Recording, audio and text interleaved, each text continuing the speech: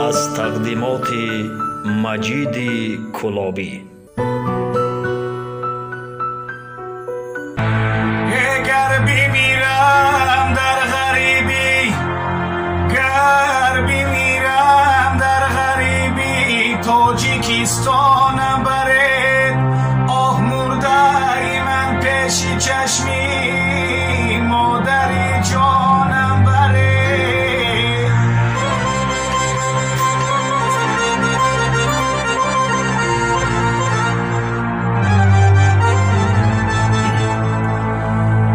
تا بگیرید آخرین بار بشنوم